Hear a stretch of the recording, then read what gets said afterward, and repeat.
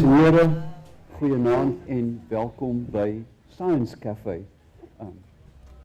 Julia sal my vergewe en verskoon dat ek eers gou in Afrikaans met julle praat. Die Woordfees dis die tweede jaar wat ons Science Café hou en dit is 'n inisiatief van die Universiteit van Stellenbosch om die wetenskap oop te praat. Om vreesloos om te gaan met dinge wat ons soms mee ongemaklik voel of nie verstaan. En daarom is dit baie belangrik en is ek baie dankbaar dat u hier is. It's to be, en wat ek net wou sê, baie van ons sprekers is Engels en daarom gaan dit gemakliker wees as hulle in hulle voertaal kan praat. And therefore, it's an enormous pleasure to welcome you, Delia, Professor Delia Hayes, who is a chemist. I've looked at her CV and the only thing I can vaguely recognize is that she studied at Cambridge, where I did, and so we share at least a marvelous university. But your publications to me are Upper Urdu. I haven't the faintest idea what these things mean. All I can say is that I know you're a chemist. The structure of this talk will be quite simple. Chemist, alcohol having an effect on the brain. You needn't talk about that. Not a word. I shall introduce, or I have actually introduced Delia, who will then introduce her subject interactively. Put on your dark glasses, there are going to be some fireworks here. I'm sitting behind a sand bucket. I have no idea what I should do with it. But just by way of introduction, we live in a clean world, I suspect, compared to 50 years ago. We have hand wipes, we have sanitizers. I see it all over. People can't touch anything without using a sanitizer. We have bleachers and polishes, personal hygiene with antiperspirants, perfumes, makeup, soap, shampoo, and toothpaste. My question to you after you've introduced your subject, would it be safer for us to stink? Well, that's exactly what we're here to answer tonight, isn't it? Is that exact question. So hello everyone, thank you very much for being here and for giving me the opportunity to come and speak about something I'm interested in and something I love and care about. Actually, we're going to start this evening with you doing some work. So if you look on your tables, if you are at an appropriate table, you should have a set of handouts. The first one looks like this. There's handouts at this talk. The first one looks like this. This is a list of ingredients from a product in my household. So I'm seeing two sets at this table, so what I'm going to do is steal this set and put it at this table where there isn't a set. So this is a list of ingredients from one of the products in my home. And so what I would like you to do for a couple minutes is just have a look at that list and see if there's anything on it that you recognize, that you know what it is, and if you can work out what you think the product is. So talk amongst yourselves. We're going to start with you guys talking. I'll bring you my copy.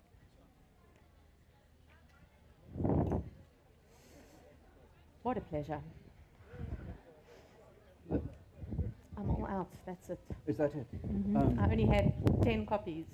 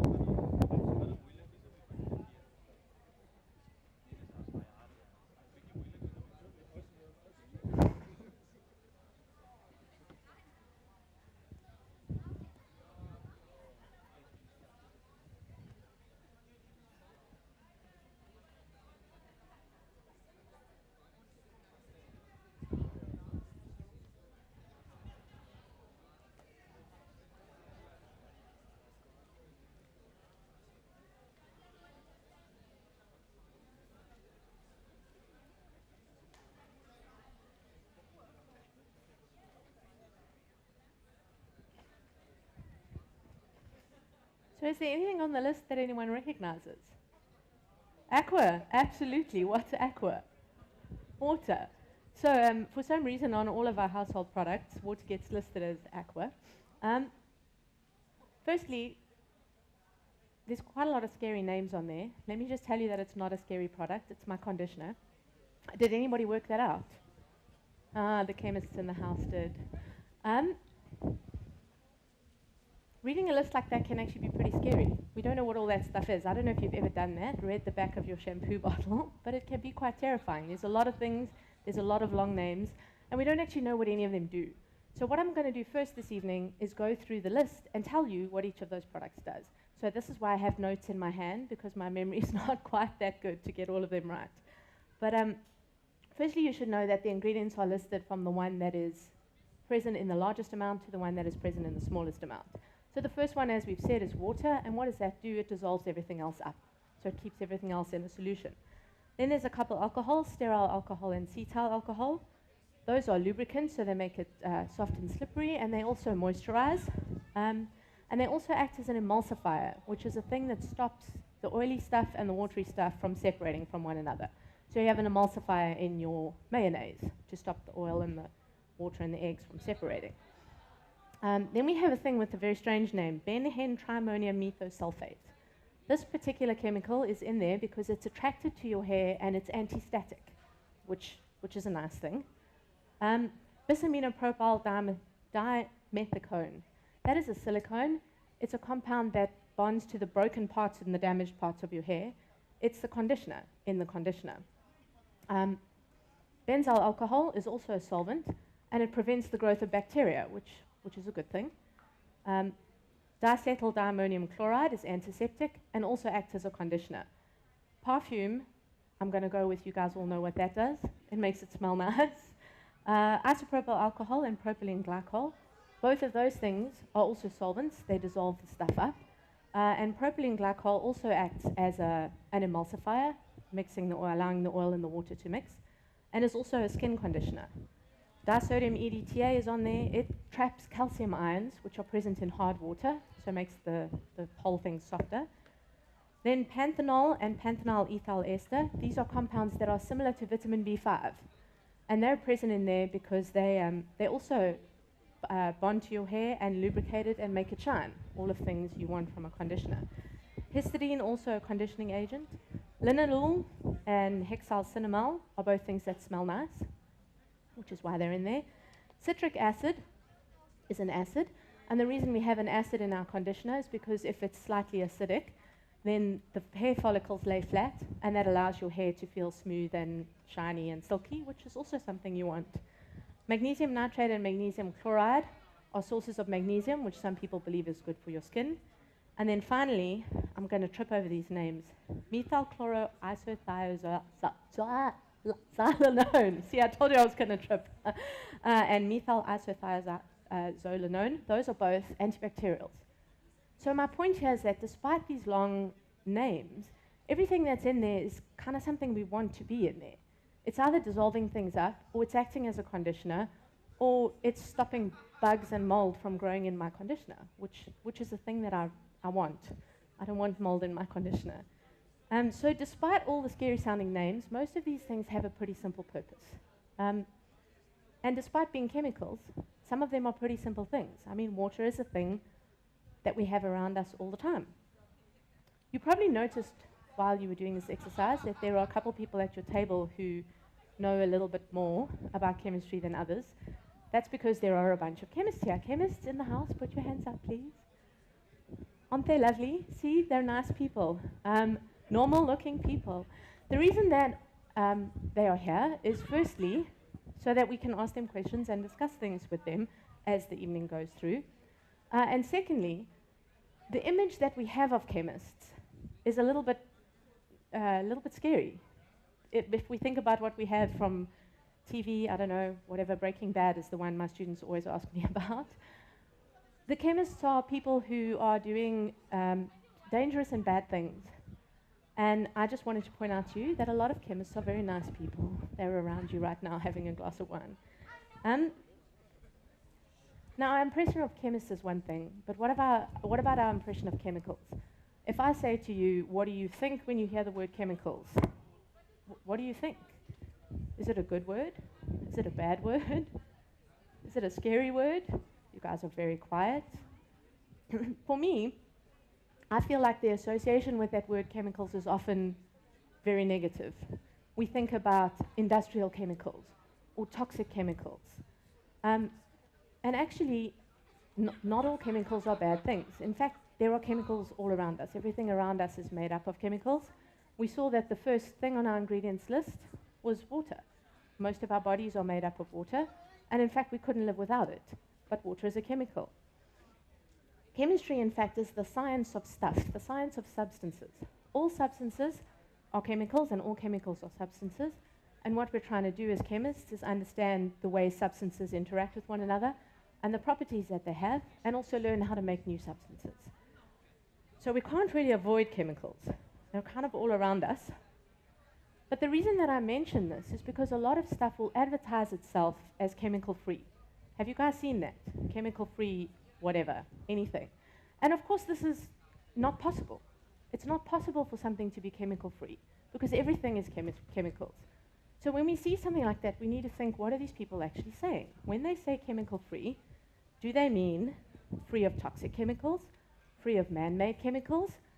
What do they mean? How can we learn about what that product actually means? Very often, what they mean is, we want to charge you more for our product.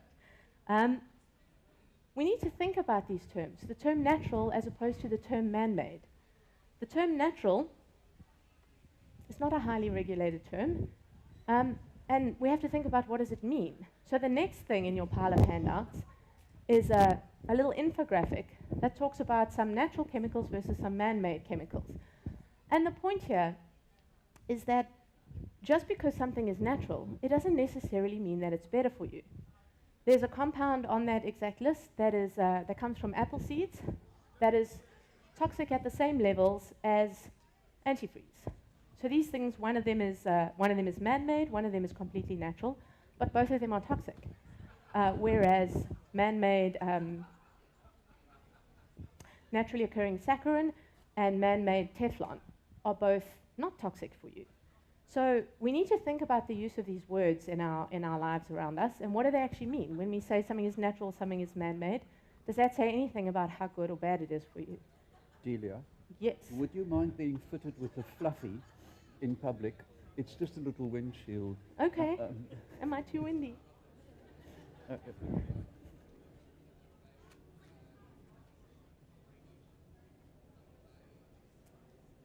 we go.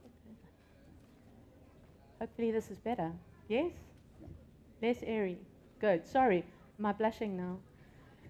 Folks, while I'm stopping, I also want to say that if at any point you have questions for me, or if I say something that doesn't make sense, please ask me, stop me at any point. I don't mind. We can have a conversation. This is what this is all supposed to be about.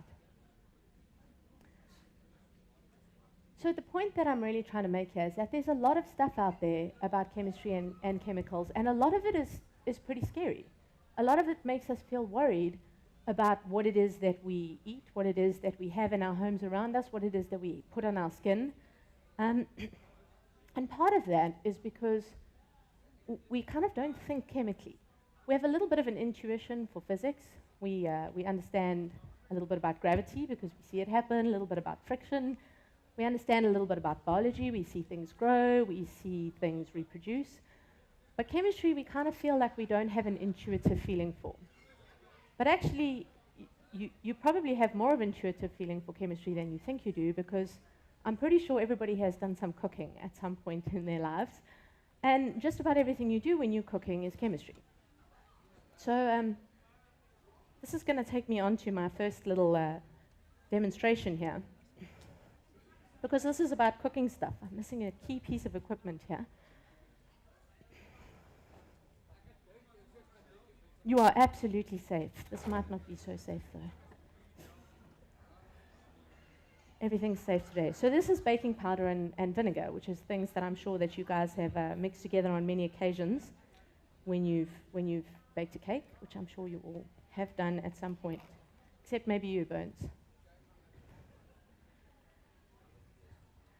And these things undergo a chemical reaction. Do you guys know what it does, this chemical reaction? it produces carbon dioxide, which is a gas, right? And it does that because you want there to be bubbles in your cake. You want it to raise, you want it to be kind of light and fluffy, and the bubbles do that.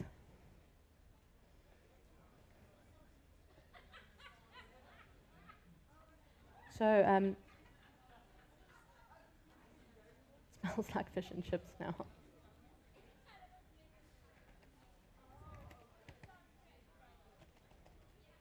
So it's a gas-producing reaction.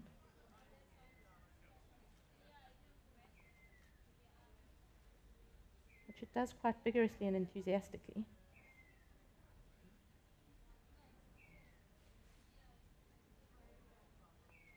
Usually to a larger extent than this. Oh well. We'll wait and see if it does what it's supposed to do. My point is that when you do something like this at home, firstly, you don't normally close your cake up. So you don't usually see that kind of swelling. And secondly, you don't normally use baking powder or vinegar on the scale that I just used it on. I mean, that was quite a lot of bicarb that went into that reaction. And this is a key point. When we're working with substances, the amount of stuff that we're dealing with is really important. So we need to think about that all the time. Oh well, we'll try it again later. So this is a key point and a key idea. The dose makes the poison. And we've said this in another way, all of us, at some point in time. Everything in moderation. Everything can hurt you if you have too much of it. So everything in moderation. So whilst there might be some things in your home that are toxic, they're present in very, very small amounts. And in amounts that are probably not going to do anything harmful to you. You have to consume enough of a substance for it to cause a problem for you. So this is where my next picture comes in, and this one is a little bit terrifying. So this next infographic is this one. This is about lethal doses of common chemicals. A lethal dose, an LD50, is the amount of stuff that if you give it to a sample of normally animals, half of them will die if they have that amount. So this has been scaled for people, and these are the lethal doses for water. 6 liters of water. If you drank 6 liters of water all at once, it would have a fairly good chance of killing you. 118 cups of coffee. That's quite a lot of coffee. I think it'd be a hard push to drink 118 cups of coffee. But this is the scary one. 13 shots of alcohol is a lethal dose. The point here is that enough of anything will kill you, but everything in moderation. 118 cups of coffee is a lot of coffee. I think we're all safe from that one. I don't know.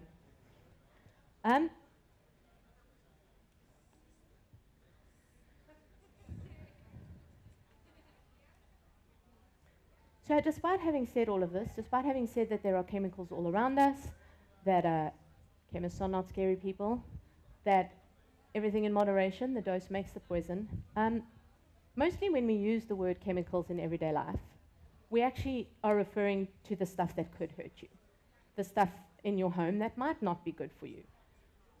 So what I want to do now is have a little look at some of the things that we might actually find in our homes and whether we need to worry about them or not. So the first thing I want to talk about is what's in our food. This is a thing that worries all of us. What are we eating? What you should know firstly is that what gets added to our food is very carefully regulated. The Department of Health has a whole bunch of legislation, which it transpires is in fact all online. You can go and read it at your leisure. And it's essentially the same standards as in Europe. So the European standards for food additives and what we can and cannot add into our food. So there are some pretty strict regulations about what we can put into our food, which is good to know. There are regulations about additives, about labeling, about marketing, so on and so forth. And in fact, there's actually a lab right here in Stellenbosch that analyzes residual pesticides left on fruit and veg and in wine. So people are checking these things, which is good to know. There's a couple specific things I want to mention though. The first thing is e-numbers. Does anybody know what e-numbers are? Have you heard of the phrase e-numbers? This is a thing that for a very, oh, there go my infographics, oh well. This is a thing that for a very long time was very scary to a lot of people. If there were e-numbers in your food, that was a very bad thing. But all that E numbers are, all that it means is that if something has an E number, it's been approved by the European Union for addition to food. That means that somebody has worked out and looked at what it can do to you, what concentrations it's safe at, when it's not safe, how you can deal with it, and given it a number and said this has been approved. So some very simple things have E numbers. E300 is vitamin C, E101 is B2, E901 is beeswax, castor oil is B1503, acetic acid is E260. So these things are on the back of food products, and all they mean is that that thing that's been added has been approved. Similarly, for CI numbers, CI stands for color index number, and it means that the particular coloring additive that's been added to your food has been approved, which is a good thing. Someone's looked at it and made sure that it's okay for human consumption. So some of the things we eat get a very bad reputation for absolutely no reason at all. Again, with your handouts, there are two on your table, and they're there for you guys to look at any point and to talk about at any point. The two there are for MSG and for aspartame. So MSG has a really bad reputation, monosodium glutamate, and it's a food additive that gives that flavor of, just yum. The fifth taste, umami, comes from MSG. MSG gives you that flavor. But for a very long time, people thought that it was incredibly bad for you. There were lots of news articles about how bad it was for you and what terrible things it was going to do for you. But it turns out there is actually absolutely no evidence at all to suggest that MSG, at the concentrations we consume it, is bad for you. It's in fact the same compound as a naturally occurring amino acid. And we get much more of the stuff from all the other natural foods that we eat than we do from consuming Chinese food, which is where the bad reputation came in. So this stuff is really not bad for you at all, but it has this terrible reputation. Similarly with aspartame, which is a sweetener, terrible reputation. These things cause cancer. You have to avoid them at all costs. And actually, there is absolutely no scientific evidence to show that there's a link between aspartame and cancer. The only problem with it is that it breaks down to give an amino acid that people who have phenylketonuria cannot break down, and so people who have that disease should not eat aspartame. But the rest of us are fine. There's absolutely no evidence to show that the levels that we consume it at are in any way dangerous. So all of these infographics, the reason that I've put them out there is they all come from a website called Compound Interest. The URL is on the bottom of all the pages. It's compoundchem.com. And there's lots of really accessible, friendly information there about all sorts of interesting chemistry, not just the stuff we eat, but also the stuff we use all around us every day. And there's a lot of information like that out there. I just discovered today, actually, someone told me that McGill University has a fantastic website with a whole lot of information about everyday chemistry and myths about everyday chemistry. So there's really a lot of information out there. So message here is what we eat, what gets added to our food, is strictly regulated. And if you read something in the news that causes you to feel stressed about what you're eating, before you panic, go and have a look, because there's a lot of information out there about what is real and what is not. That is absolutely accessible that we can find, which is great. The next thing I want to talk about is the stuff that we really think of in our home as chemicals. The stuff that I don't want my nieces and nephews to get anywhere near, the stuff underneath my kitchen sink. There's a bunch of stuff in there that really we would think would be very bad for us. So these are the things like bleach and drain cleaner and so on and so forth. What's going on in there and what do we actually have to worry about? So we're going to start off by talking about chlorine bleach. What is the thing we commonly call bleach? The thing that we call household bleach is a solution of sodium hypochlorite. It's a picture on your table. It's the last one. So sodium hypochlorite is present in bleach in a solution of about 3 to 8%. Also in bleach is usually some sodium hydroxide, a very small amount, 0.05%, which is there to make the solution alkaline. How does bleach work? That bleach molecule, that sodium hypochlorite, that substance, is a strong oxidizer. What is an oxidizer? It's something that reacts with other compounds to give them electrons, or another way of thinking about it, which is not as accurate, is a substance that gives oxygen to other compounds. The point about oxidizers is that they're quite reactive compounds, and that compound, sodium hypochlorite, reacts with molecules that have color. It reacts with their bonds and it breaks their bonds. And that leads those compounds to no longer have color, which is what we want to do with a bleach. We want to get rid of colored stuff. Chlorine bleach is also a great disinfectant.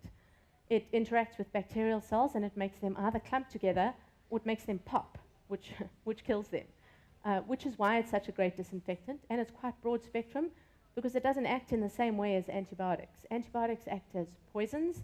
They act with specific enzymes inside a bacterium. Bleach just makes the bacterium pop, which is great. In fact, the human body produces hypochlorous acid, which is a source of hypochlorite, when you have an infection. Why? Because it kills bacterial cells. So it's there inside your body. So I've already said that sodium hypochlorite is a strong oxidizer. And what that means is that it's also highly corrosive. So the way that it reacts with molecules that have color, it can also react in that way with your skin and your eyes, which is not something that you want. But actually, it's only really a problem at high concentrations of about 40%. So the stuff you have under your kitchen sink is quite dilute. It's only 3 to 8%. So at that concentration, it's not corrosive to your skin. It just gives that soapy feeling on your skin. So we're okay with our household bleach. The biggest thing we need to worry about with bleach is that if you mix it with other cleaners, it can give off chlorine gas. Chlorine gas is toxic, it's not nice, as you will know if you've ever been too close to a bottle of HCH. It's really not something you want to be exposed to, which is why with those cleaners, we work in well-ventilated spaces. That's why the back of the thing always says, work in a ventilated area, just in case you do something that releases chlorine gas. So this is a general message, actually, when it comes to cleaners in your home. Don't mix them together. If you mix hypochlorite bleach with an acidic cleaner, something that has an acid in it, or if you mix it with an ammonia cleaner, it can give off chlorine gas. So pick your cleaner and stick to it. There are other household bleaches that are peroxide-based.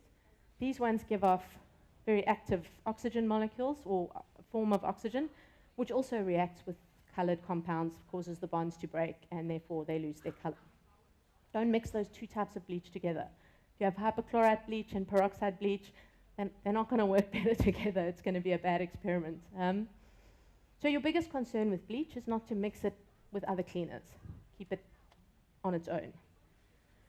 The other thing that you might have in or under or on top of your kitchen cupboard is caustic soda. Caustic soda or lye, which is sodium hydroxide. That's drain cleaner. So how does that stuff work? It turns out that that reacts with fats and greases to basically produce glycerol and soap. So that's how we make soap. We take fat and we react it with caustic soda, and that gives us soap. And that is also how your drain cleaner works. It reacts with fatty acids to give stuff that is soluble in water, soap and glycerol, which is what you want. And in fact, it does it very well. And that is also why it is present in so many oven cleaners, because it's the same thing you're trying to do. You're trying to break down grease into something that dissolves easily in water. So that's what caustic soda does. Reacts with grease to give soap, which dissolves easily in water. Caustic soda is also corrosive. In other words, it causes burns. It can break down the fat on your skin and in your eyes in the same way as it breaks down the fat in your oven. Again, you don't want that. So that's why oven cleaners, if you read the back of the bottle, which you should always do, read the back of the bottle, they always say work in a well-ventilated area, don't breathe in the fumes, and wear gloves, because that stuff is corrosive, and it can, if you get too much on your skin, burn you. Once again, with drain cleaners, don't mix acidic ones. Sometimes you get highly acid drain cleaners. Don't mix the acidic ones with the basic ones. The ones that contain caustic soda, don't mix them with the ones that contain sulfuric acid. Once again, not going to be a happy experiment. So you're seeing a bit of a theme here, which is don't mix your cleaning stuff together. That's the best message here. What about surface cleaners, things that you spray on the surface, spritzers or creams or whatever? What do those have in them? They also have some stuff to make them smell nice. They have some water to dissolve everything, some sodium hydroxide to make sure that they're alkaline. But the key thing that does the work is a surfactant. So you'll see on many of these products anionic surfactants or non-ionic surfactants or cationic surfactants. What is a surfactant? It's a word that stands for a shortened form of surface active agent, also known as a detergent, back in the day called soap. So what a surfactant is just a soap. How do those molecules work? They have two bits to them. They have one end that really loves greasy molecules, and they have one end that really loves water. And so when you put that on greasy stuff, the end that loves grease grabs onto your grease molecule, and then when you wash it with water, the end that loves water goes into the water and pulls your greasy molecule with it. And so that is how your surfactant works. And surfactants are present in all sorts of things, so not just in your surface cleaners, also in things like your washing powder. So if you ever look at your washing powder, surfactants are a key ingredient there, but actually washing powders have a bunch of stuff in them. Some to keep the powder free flowing, some to stop it from caking, some products to just bulk the powder out, make it take up a bit more space. And of course they have fragrances in them so that they smell nice. The active bits are the surfactant. And then the other thing that you have in your washing powder very often is something called zeolite. Zeolites trap calcium ions or calcium from the water. So again, this is about dealing with hard water. Sometimes they also have brighteners and bleaching agents. What else do we have on our kitchen sink that we might need to worry about? There's another couple of things I want to mention. Firstly, methylated spirits. The reason I mention this is because my brother once drank half a bottle of methylated spirits. It's quite high in my mind. He turned out just fine. Methylated spirits is essentially ethanol with a little bit of something else added to it to make it taste horrible, so that you don't drink it, because drinking a bunch of ethanol is not good for you. So either it has something that tastes bad, or very often it has methanol in it, which is really not good for you. So methylated spirits, you're fine if you don't drink it. Don't drink the methylated spirits. Your most likely problem there is it catching on fire, and that's probably quite unlikely to happen. The other thing that very often we have around in our homes is things like lacquer thinners or benzene or turpentine. All of these things contain organic solvents, which is why they do what they do. They dissolve things. But that's one thing that you need to be concerned about actually throwing down the sink. It's not so good to release into the environment, so you need to think about what you do with it, and also think about breathing too much of it. Those things are not so great to breathe in. The final thing that I want to talk about today is potassium permanganate. I'm sure you guys know potassium permanganate. My mother calls it Condi's crystals. You guys know this stuff. Purple crystals that when you dissolve them in water, they make the water grow incredibly purple. And they also actually act as a disinfectant. So this is a very, very strong oxidizer. In other words, it reacts with molecules to give them electrons, or it gives them oxygen. And what an oxidizer needs is a number of things. The most common oxidation reaction we know about is stuff burning, combustion. So we see that around us. What do we need for combustion? We need air. So we need the thing with the oxygen in it, which is what this is in this case. And we need fuel. We need something to burn. So the key with potassium permanganate that you need to be aware of is to keep it away from fuels. So because I'm a chemist and I like to do this kind of thing, I'm now going to give it some fuel so that you can see what it does. Let's see how much we have here. I'm going to do it kind of 3 times in a row as opposed to doing it on a large scale. The dose makes the poison, and we're going to keep it small so you guys can see what happens.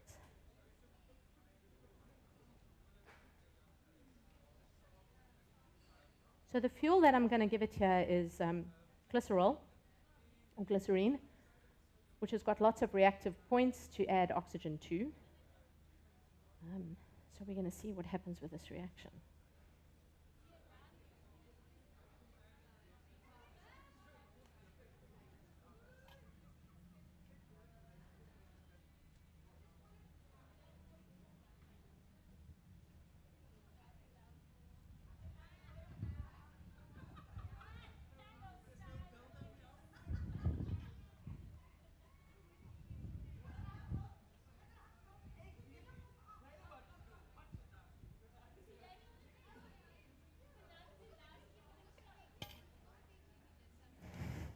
You're going to get all the smoke in your face.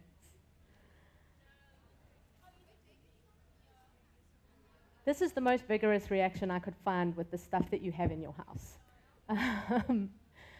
So this is why, ladies and gentlemen, you should not mix things together unless you know what they're going to do, because if you did that on a large scale in your kitchen, it would not be a happy result.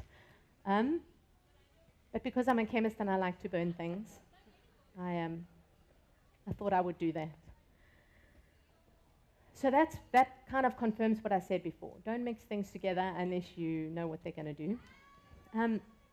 And be very aware of the scale on which you do things. So dealing with your chlorine bleach on a small scale is one thing, dealing with it on a very large scale is another thing entirely. So I'm actually at the end of my story and over to you guys for questions, but I just want to emphasize what my message is here tonight. Most of the stuff in your home is safe when you use it as directed. If it says use in a well-ventilated area, it's there for a reason.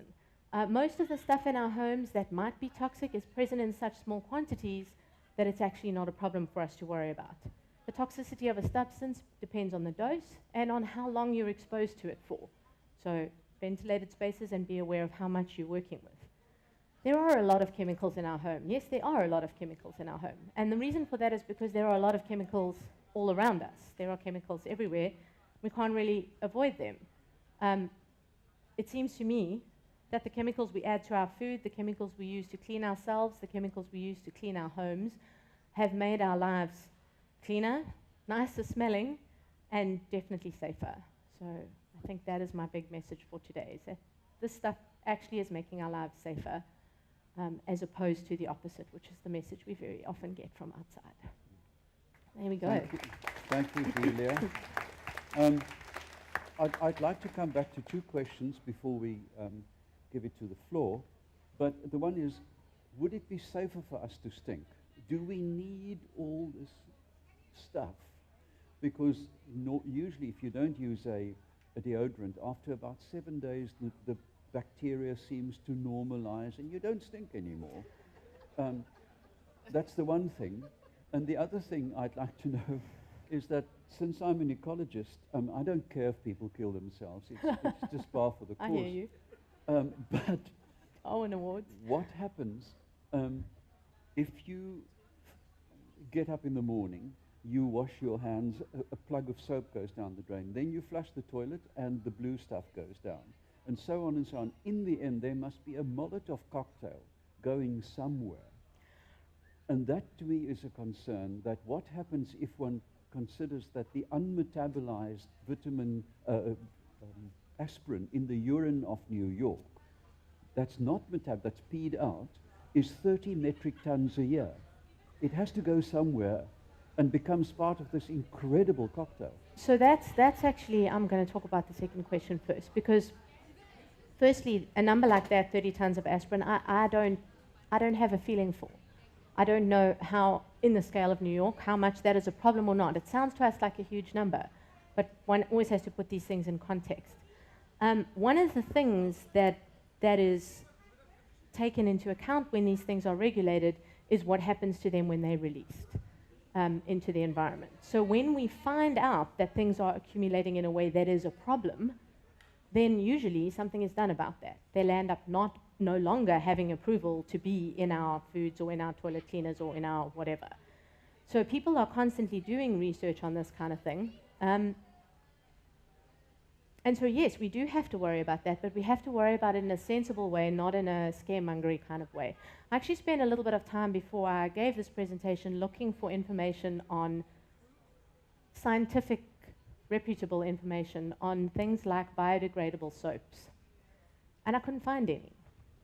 I could only find websites of manufacturers of biodegradable soaps, which led me to believe that it's not as big of a deal as we think it is. Biodegradability with plastics, absolutely. But with a lot of other things, we have to worry about accumulation of them if there's too much of them in one area.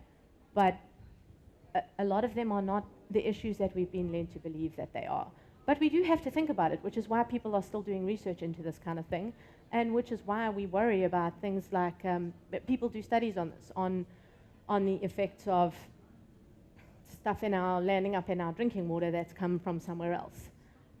So it's not like it's something that's being ignored, it's something that's being dealt with. For me, the best thing is to say, when you read something like that in the news and you want to know, is it real or is it not? Is it something we need to worry about or not?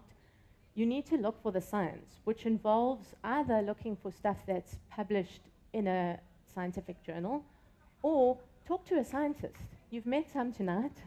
These guys work on chemical problems to try and make our lives better. A lot of them work on developing new drugs and so on and so forth, and developing new materials.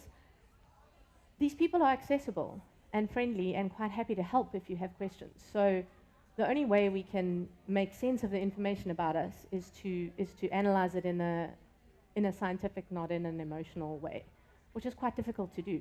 I get quite tied up with the biodegradable thing as well, but always to go back to scientific journals and stuff like that. The first question was, would we be safer if we stank?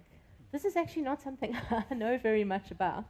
I would say this is actually going to be the same issue, is those things are probably, firstly, you're talking about deodorants and so on and so forth, perfumes. Those things are probably not necessary, but very nice. So the question that we have to ask is, are they releasing something that's dangerous to our environment?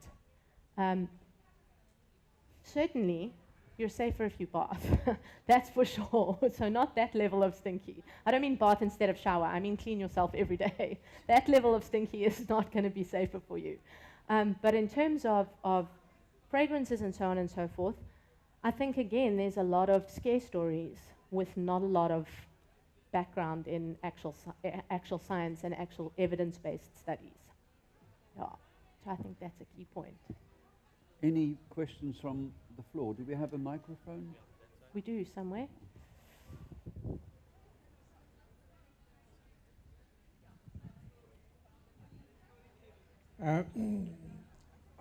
I'd like to phrase it this way. You spoke about to put it into context.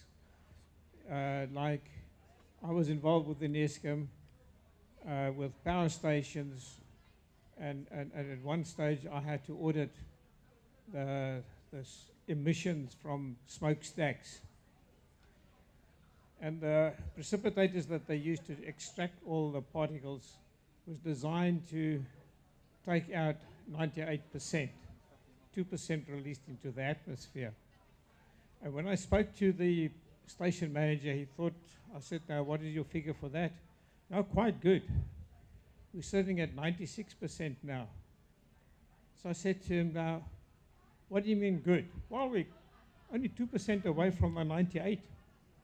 I said, but you forget that you're supposed to dispel or discharge 2%. You're now discharging 4%, which is more than 100% from your target. So if you use percentages, you must understand what you're talking about. This is actually a really, really, really valuable point, is that very often what gets reported in the media has misinterpreted a statistic. So you really need to get back to the numbers to know what is it that was actually said. Did it really say that 50% of people tested died if they ate, I don't know, got breast cancer if they ate raw tomatoes, whatever the case may be. I can't remember the latest one, which is a very different thing from 50% of people in a very particular study did something else entirely that somehow relates back to. So I think a lot of our science reporting is actually going for a story as opposed to the science, which is a very difficult thing to do, because as a journalist, very often the science is not clear to you. And that's very much a part of what we're trying to do here, is to say, well, let's talk to each other. Let's talk about what the science actually means so that it makes sense. But your point about percentages and statistics and so on being entirely misleading is really true. You need to know what it is that the statistic means and what is it that the scientist actually said about that statistic, not what was reported in the news to sell your paper. You need to think about that. So a very good source for reading about that kind of thing is a website called Bad Science. I don't know if anyone here has read a book by Ben Goldacre. He wrote a book called Bad Science. which discusses exactly this. Bad reporting of science, which gives us all, those of us in science as well who are not in that specialized field, it gives us all a really bad idea of what's going on. Yeah. Celia, could I just come in here? U moet asseblief welkom wees om vrae ook in Afrikaans te vra. Werklik, voel vry. But I do feel strongly and support you in that we are in dire need of science ambassadors or catalysts to actually chew the fat of what you are doing in order to present it to a politician who, you know, Henny Oukamp had a wonderful That's saying another about it. skill entirely. No, but it is true in that the staat is nie in staat. If you were to put a live penguin in the salad of the Minister of the Environment, he wouldn't know what it is. But we need actually to talk critically about having your research translated into digestible language for the politicians, because they only have 5 years to screw us over.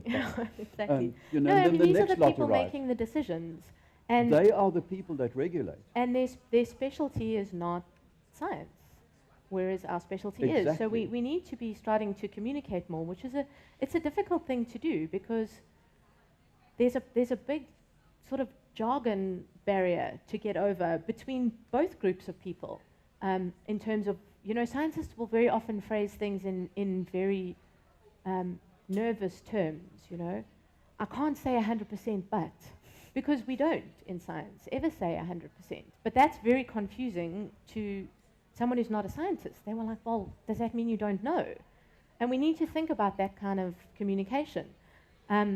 So another helpful website, Sense About Science, which is dealing with exactly this thing. It's a UK-based website, but this whole thing of communicating between people making decisions, between the media and the people doing the science, and trying to get that sort of thing to happen so that we can have sensible conversations about science.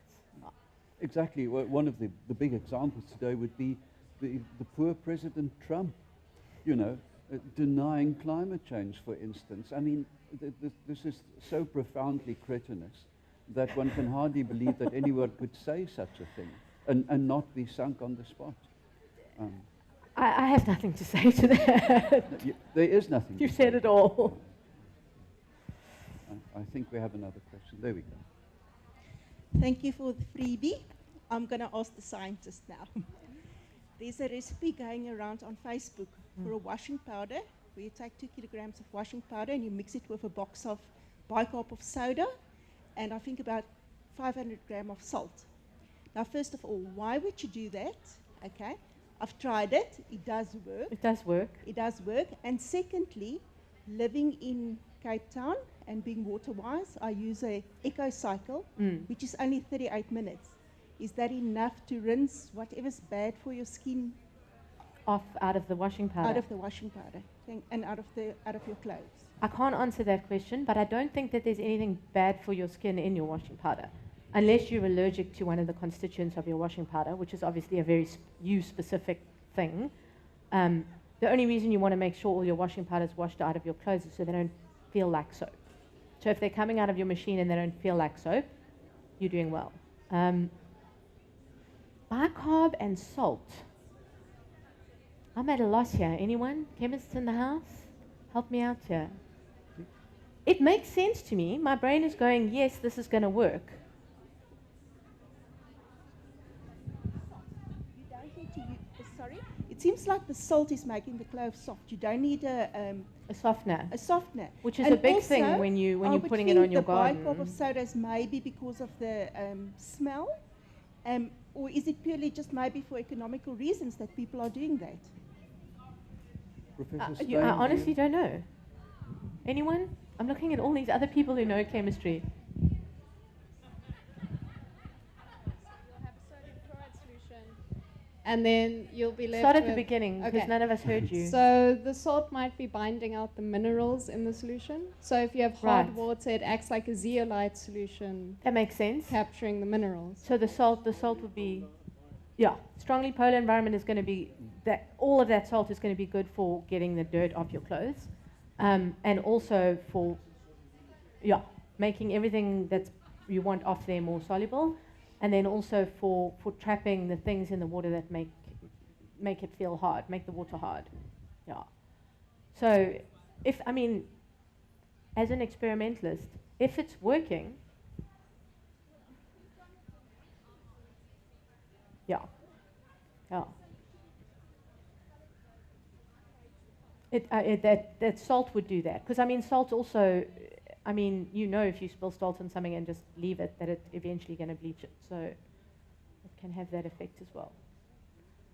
I'm going to try that. Thanks for the recipe. You also brought out something, though, that you said this thing going around on Facebook.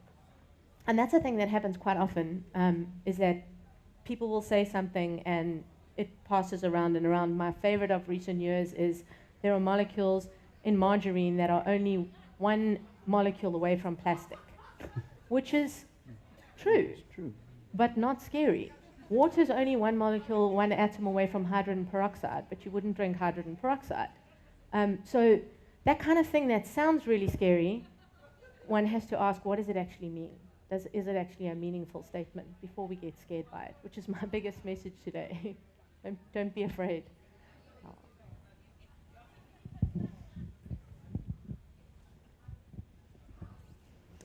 Now that you've told us that coffee is less toxic than water, I'm wondering if we can still believe you.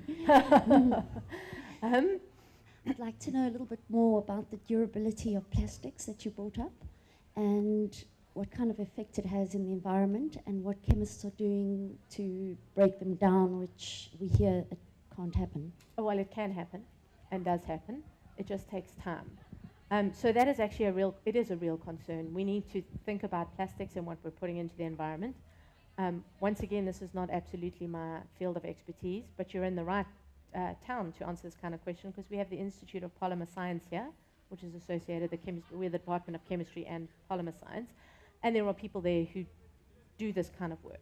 Think about recyclability of plastics and so on and so forth. So people are absolutely working on this, and we have to think of clever ways to deal with our molecules and also to deal with how we actually process and make the plastic, because that's another issue in and of itself. And I think right now, the most obvious solution to the problem is to recycle and recycle everything that you can so that it doesn't land up out in the environment. But it's definitely an issue, but it's not an insurmountable issue. And there are people doing research on it. Yeah, that's as far as I can go with that question. One of the issues, I believe, is that the ocean conveyors tend to concentrate these plastics in very large rafts. And it's not actually the raft that does any damage, but it is the microplastics from abrasion that fish then eat and microorganisms eat that can cause devastation. But this brings me to another point. Exactly this kind of question we need at Science Cafe in order to feed you the kind of things you want to hear. We have a Facebook page, ladies and gentlemen, so please feed into it and tell us. We want to talk about rabbit pheromones tonight or next time. We tend to offer you what we think you might like, but then there might be other burning questions. And to me, the greatest achievement of Science Cafe is to be fearless about subjects and to be fearless about questions, because this is what civilized people do. They have no fear in discussing things that are of importance, and we don't want it under the carpet, we want it on Facebook. So let us know what you'd like to talk about, and we can present that, because this is the function of a forum like this, to keep the dialogue going and to keep it vibrant, which I can see a few people already beginning to drift out to other venues. There is another question. Thank you. We have time. Ek wil net graag iets vra oor hierdie gif wat jy in 'n botteltjie kry wat jy mure spuit in jou huis, maar hoe giftig is die goed binne in jou huis? Die standaard and spray, right? spuitkanne, Ja. pyrethroids and So very often with stuff like this, one has to weigh up the pros and cons, right? So, for example, things like anti-mozzie stuff, anti-mosquito stuff. In parts of the world where malaria is a massive issue, it's worth having that stuff there because it's better than getting malaria. One has to think about both sides of it.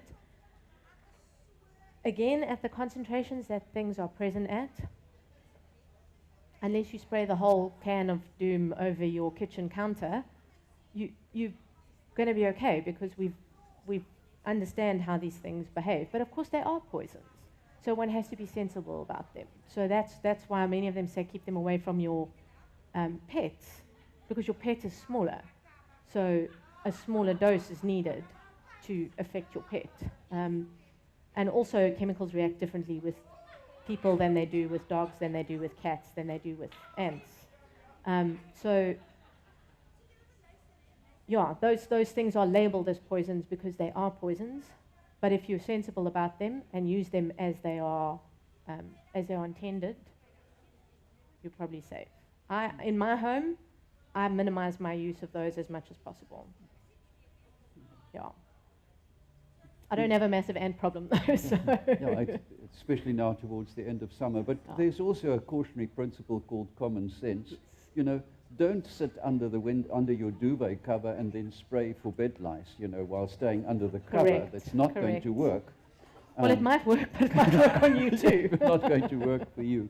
So, Delia, may I thank you for a wonderful presentation and something that's hugely topical and something we not always think about because it's so integrated into our daily lives that you don't actually consider. I do sometimes, you know, should I one swipe, two, you know, is that enough? But I'm neurotic, of course. But thank you so much for talking to us about something that literally touches our lives. Thank you. What a pleasure. Thank you all.